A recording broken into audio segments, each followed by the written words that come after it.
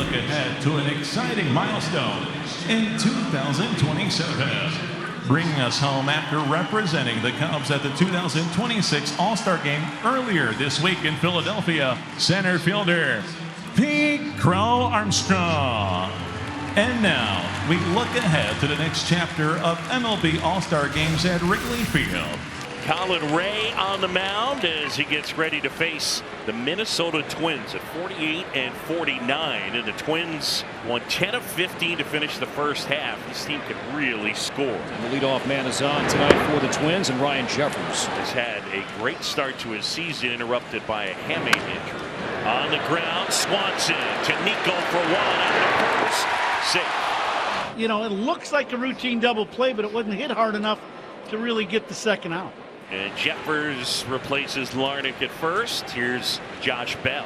The 1-2 ground ball, diving backhand stop by Bush. From his knees, throws to second base at one. And the throw to first not in time. What a play by Michael Bush. Oh, Bushy stealing a base hit. You know, the Cubs infield defense as good as anybody in the league, and this is just a great play. Michael Bush, good throw. Make sure you get that lead runner. Josh Bell able to beat it down the line, but keeping that runner at first base. Guy out of scoring position. Show that glove off, Bushy. Swing and a miss, strike three. Ray strikes out Clemens. Twins get a leadoff walk from Larnach, but no runs. They leave one. Well, Bailey Ober gets the ball coming out of the break. Is that a good thing, bad thing as a pitcher? Are you eager to throw after the delay because you're not used to having time off? You just have to make sure you get your work in over the break. Back-to-back walks. That is not normally a thing for Bailey Ober. That's rare for Bailey, a guy that walked only 19 all season. I think a lot of these players today, they're going to be shaking off a little bit of rust. And 2 on, nobody out. Here comes Michael Bush. Line drive, base hit right field. PCA around third, on his way to the plate. Roden's throw, too late. RBI single, Michael Bush, and the Cubs have the lead. It's 1-0. It's the first inning. Let's keep it at 1 and live to fight. There's a pitch swung on a missed, and Bregman's down on strikes. So there's your first out. An Alex Bregman punch out, and Ian Happ will be the one out back. Playing for a double play on Happ. To the right side, Lewis steps on the bag, goes to second base, and the tag applied by Gray, and Ober needed that. 3-6 the Twin killing, and the Twins are out of the inning with just the 1 run allowed. It's 4 starts. Colin Ray, 2-0 ERA in the mid-2s. Strike 3, a strikeout for Ray. He's got 3 punch-outs. 1, 2, and 3 go the Twins, including a couple of strikeouts. And Chicago threatening again here in the second. Runners at first and third. Nobody out. Cubs lead 1-0. The batter Carson Kelly. And here the Cubs are putting some more pressure on Bailey Ober. 2 on, nobody out, and the 2-2. Swing and a miss. Struck him out with a sweeper. Big out there for Bailey. Strikeout number 2 and 1 away. And here's Dansby Swanson. 32-year-old shortstop had a rough month of May. He's picked it up really since mid-June. Last 20 games, hitting .310 with 9 home runs. Double play ball to short. Gray to second. Clemens on to first, and Bailey Ober for the second straight inning gets one on the ground, and the inning ends. 2 innings, 2 double plays. Rare for a fly ball pitcher like Bailey Ober. He'll take it. Keyshaw's speed comes into play. Twins have their first hit, and the leadoff man is on to begin the third. And now it's Tristan Gray. And Gray chops it to first. Bush will pivot, go to second base, and it's missed by Swanson. The ball jars free into right field. Keyshaw will stop at third base as Swanson is down. And I think that clipped Dansby in the face. It does. It just deflects off of that oven mitt that Keyshaw's wearing. Yeah. Glances off that just enough. You see this, it's just going to deflect just enough to give a little bit of a change of direction to Dansby Swanson, and he's trying to get it, and it deflects off his glove, and ow. I love the toughness, though. Yeah, Dansby's like, hey, guys, listen, I get it. It's time for you guys to go back to the dugout. I got a game to play. So Dansby at shortstop still, but he has gauze in his mouth.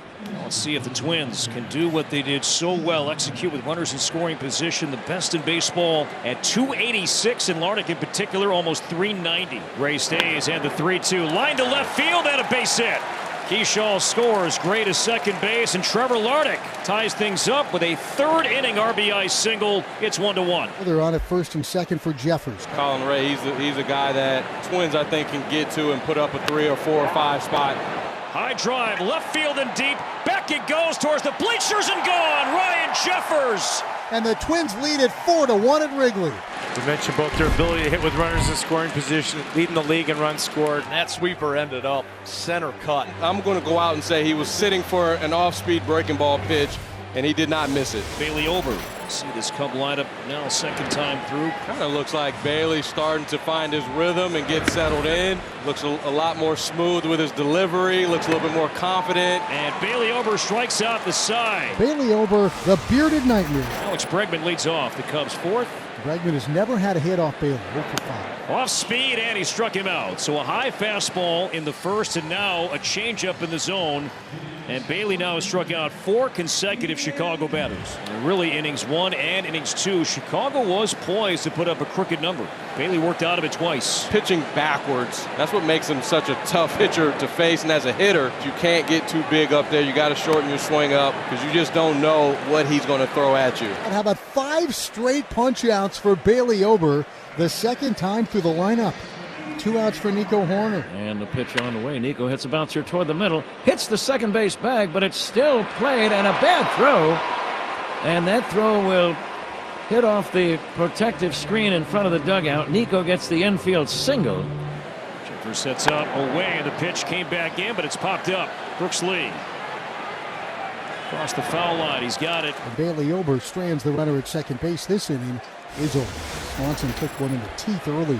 Bled all over second base, but stuck around in the game. In the whole left side. Diving stop by Lee. Pops, throws him out. Good play, Brooks Lee. Jim Dandy play at third base by Brooks Lee. What a play. And Dansby Swanson just looks over at Brooks and waves him off with one hand. That's one really good defensive player acknowledging a really good defensive play. 2 down, bases empty for PCA. He got jammed softly right side. That'll hang up for Cody Clemens. And a quick 1-2-3 fifth inning. Blink and you missed an inning turned in by Bailey Ober. Cody Clemens leads things off here in the top of the 6th. Alan Ray still in the game. Popped up Swanson and Bregman and Happ, and Bregman makes the catch.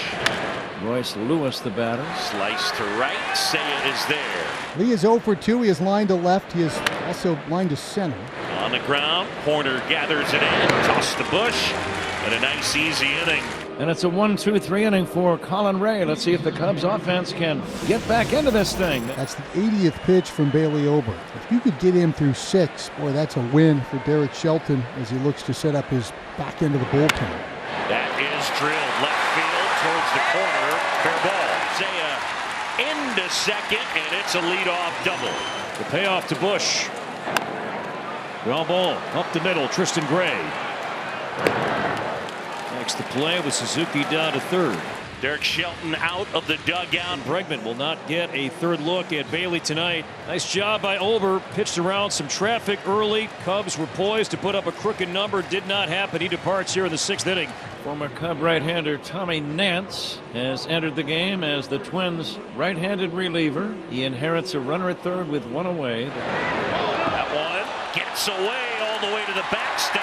Suzuki scrambles in, and the Cubs get a run back. It's 4-2. Never a shot for Ryan Jeffers behind the plate to get to that. An easy score from third base for Seiya. So 2 down, 2 on. Here's Conforto. Keep an eye on Horner as well. Has a big lead, takes off. And the pitch, sky to center field. Deep, Keyshaw measuring with room on the warning track. He's got it to win the inning. The Cubs get 1 run on 2 hits. They leave 2 on. Kreidler will bat with 2 on and nobody out. Kreidler has not laid down a sacrifice bunt this season. Base hit into left field.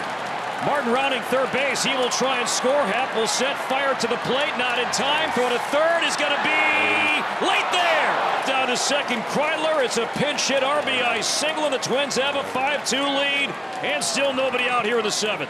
Josh Bell, the designated hitter, batting. 2 down, minutes second and third. This is a big plate appearance in this game. Swing and a miss, strike 3. The Twins get a run, but they leave 2 men on base. Here in the bottom of the 8th, it's the heart of the order for Chicago. Suzuki, Bush, and Bregman. To left center field in the alley. Keyshaw over, Keyshaw. Yes, and he got there. That's an athlete in center field, Luke Keyshaw. He closed some serious ground on this ball. Looked like he was going to find the gap. Talk about an athlete right there. Byron Buxton, who? I don't really mean that, Buck. Read his lips. He said, wow. Carson Kelly represents the Cubs' final chance. Carson Kelly is all that stands between the Twins and 500. Served out to right center. It's fitting that Luke Keyshaw will grab it to end this game, and the Twins, for the first time since April 22nd, are back to 500. 5-2 the final. The Twins are 49-49 with a 5-2 win here in Game 1 at Wrigley Field.